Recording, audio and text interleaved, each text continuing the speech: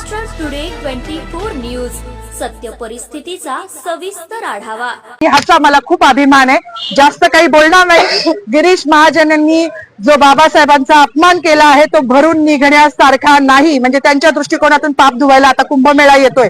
इथे जरी त्यांनी नदीत आंघोळ केली तरी तो धुतला जाणार नाही, इतकं मोठं पाप त्यांनी केलेलं आहे। त्यांचं पाप जेव्हा संविधानाच्याच मार्गाने त्यांच्यावर ॲट्रॉसिटी दाखल होईल ना तेव्हाच ते धुतलं जाईल। एवढीच माझी मागणी की त्यांच्यावर ॲट्रॉसिटी दाखल करावी, अन्यथा ह्याच ठिकाणी मी उपोषण चालू करणार आहे। केलंच आहे असं समजा जोपर्यंत त्यांच्या आणि मंत्री गिरीश महाजन यांनी डॉक्टर बाबासाहेब आंबेडकरांचं नाव न घेता जी RSS ची मानसिकता, भारतीय जनता पार्टीची मानसिकता उघड मांडलेली आहे, या मानसिकतेच्या विरोधात हा देश आहे। हा देश डॉक्टर बाबासाहेब आंबेडकरांच्या संविधानाने चालतो। तुम्ही EVM मॅनेज करून सत्ता हस्तगत करू शकता, परंतु लोकांची मन हस्तगत करू शकत नाही। आणि हा रोष तुम्हाला रस्त्यावरती बाबासाहेबांचे नाव न घेतल्याचा संताप मंत्री गिरीश महाजनांवर महिला कर्मचारी प्रचंड भडकली। महिला कर्मचारी म्हणाली, मातीकाम करेन पण। संपूर्ण देशात आज 77वा प्रजासत्ताक दिन उत्साहात साजरा करण्यात आला। या दिवशी देशभरात शासकीय कार्यालये, वेगवेगळ्या संस्थांमध्ये ध्वजवंदन करण्यात आले। महाराष्ट्रातही वेगवेगळ्या जिल्ह्याच्या पालकमंत्र्यांनी त्या जिल्ह्याच्या शासकीय कार्यालयात ध्वजवंदन करून प्रजासत्ताक दिन साजरा केला। परंतु नाशिकमध्ये ध्वजवंदनानंतर मंत्री गिरीश महाजन यांनी केलेल्या भाषणामुळे नवा वाद पेटला आहे। त्यांनी आपल्या भाषणात डॉक्टर बाबासाहेब आंबेडकर यांचे नाव न घेतल्याने वन विभागाच्या माधवी जाधव या महिला कर्मचाऱ्याने आक्षेप व्यक्त केला आहे। संताप व्यक्त करत महाजन यांच्याकडून डॉक्टर बाबासाहेब आंबेडकर यांचे नाव पुसण्याचा प्रयत्न केला जात असल्याचा गंभीर आरोप केला। तसेच वेळप्रसंगी मी मातीकाम करेन, मला निलंबित करा, पण बाबासाहेबांची ओळख मी पुसू देणार नाही असा निर्धारही जाधव यांनी व्यक्त केला आहे। हे प्रकरण राज्यभरात चर्चेत आल्यानंतर गिरीश महाजन यांनी दिलगिरी व्यक्त केली आहे। मी माती काम करेन, पण गिरीश महाजन यांनी आपल्या भाषणात डॉक्टर बाबासाहेब आंबेडकर यांचं नाव घेतलं नाही असा दावा माधवी जाधव यांनी केला आहे।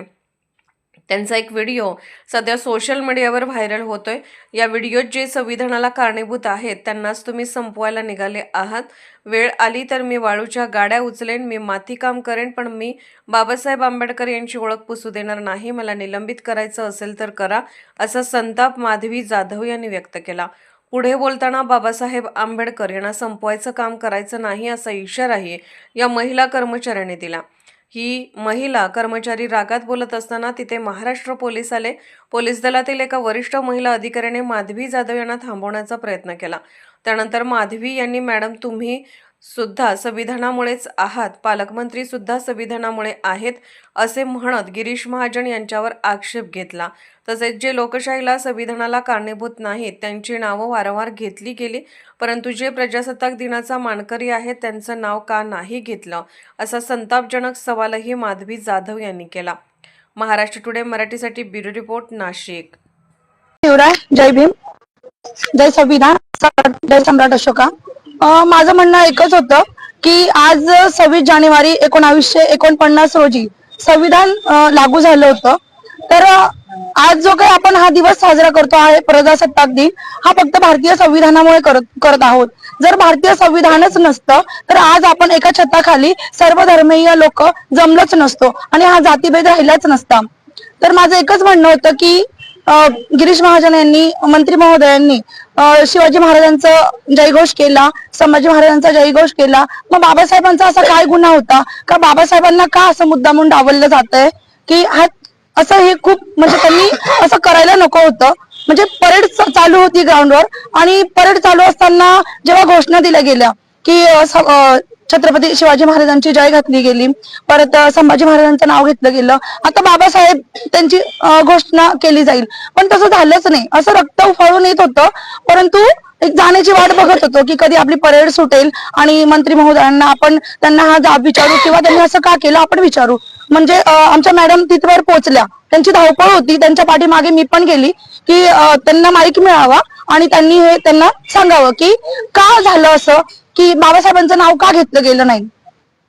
तर मला एकच सांगायचं आहे सर्व जनतेला की ज्या संविधानामुळे आपण आहोत त्या संविधानाचे आपण सगळे रक्षक आहोत। तुम्ही मानलं अगर नाही मानलं तरी सुद्धा हा देश भारतीय संविधानावरच चालणार आहे. आम्हाला मनुस्मृती नको आहे, आम्हाला फक्त संविधान हवं आहे. ह्याचा मला खूप अभिमान आहे. जास्त काही बोलणार नाही. गिरीश महाजनांनी जो बाबासाहेबांचा अपमान केला आहे तो भरून निघण्यासारखा नाही. म्हणजे त्यांच्या दृष्टिकोनातून पाप धुवायला आता कुंभमेळा येतोय. इथे जरी त्यांनी नदीत आंघोळ केली तरी तो धुतला जाणार नाही, इतकं मोठं पाप त्यांनी केलेलं आहे. त्यांचं पाप जेव्हा संविधानाच्याच मार्गाने त्यांच्यावर ॲट्रॉसिटी दाखल होईल ना तेव्हाच ते धुतलं जाईल.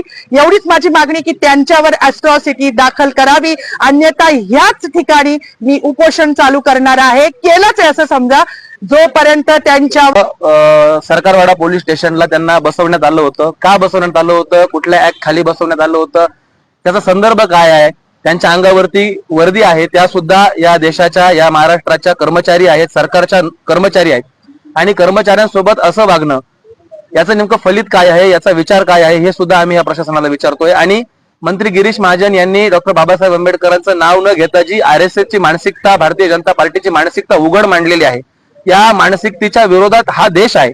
हा देश डॉक्टर बाबासाहेब आंबेडकरांच्या संविधानानं चालतो. तुम्ही EVM मॅनेज करून सत्ता हस्तगत करू शकता, परंतु लोकांची मनं हस्तगत करू शकत नाही. आणि हा रोष तुम्हाला रस्त्यावरती, हा रोष तुम्हाला आंदोलनात, हा रोष तुम्हाला तुमच्या भाषणांच्या वेळी असाच दिसला जाईल. आणि गिरीश महाजन यांना ओपन चॅलेंज आहे, तुम्ही नाशिकचे पालकमंत्री नाही आहात, तुम्ही त्या आविर्भावामध्ये राहू नका. तुम्ही कुंभमेळा मंत्री आहात, तुम्ही बिनमुलाय मेहमान आहात. तुम्ही नाशिकमध्ये वृक्षतोड केली, नाशिककरांनी सहन करायचा प्रयत्न केला. तुम्ही नाशिकचे हाल जळगाव सारखे करायचे प्रयत्न केले, नाशिककरांनी सहन करायचा प्रयत्न केला. परंतु आता नाशिककर तुमच्या या महाचुकीला, घोड चुकीला विसरणार नाही आहेत. तुम्ही डॉक्टर बाबासाहेब आंबेडकरांचा अपमान केलेला आहे. गिरीश महाजन, तुम्ही नाशिक सोडून परत जळगावला जा. आम्हाला दुसरा कुंभमेळा मंत्री द्या. गिरीश महाजन या मंत्रिपदाचा राजीनामा दिला पाहिजे. आणि आम्ही नाशिक जिल्हा कायद्याचा बाल्यकिल्ला म्हणणाऱ्या संदीप कर्णिक साहेबांनाही आव्हान करतो की तुम्ही कोणत्याही गृहमंत्र्याच्या दबावाखाली नाही येता, मंत्रिमंडळाच्या दबावाखाली नाही येता. हा तमाम दलितांचा, तमाम आंबेडकरी प्रेमींचा अपमान आहे. या अपमानाच्या ऍक्ट नुसार तुम्ही अनुसूचित जाती जमाती प्रतिबंध कायद्याच्या अनुसार गिरीश महाजनवरती गुन्हा दाखल केला पाहिजे. आणि हीच मागणी या दोन्ही कर्मचाऱ्यांची आहे. आणि या मागणीला वंचित बहुजन आघाडीचा पूर्णपणे पाठिंबा आहे. जर सरकारी कर्मचारी म्हणून त्यांच्यावरती कुठल्याही प्रकारचा दबाव आणण्याचा प्रयत्न केला तर आम्ही हे प्रकरण सरळ सरळ आदरणीय बाळासाहेब आंबेडकर यांच्या कोर्टामध्ये नेऊ आणि तिथून आम्ही न्याय मिळवून आणू. धन्यवाद.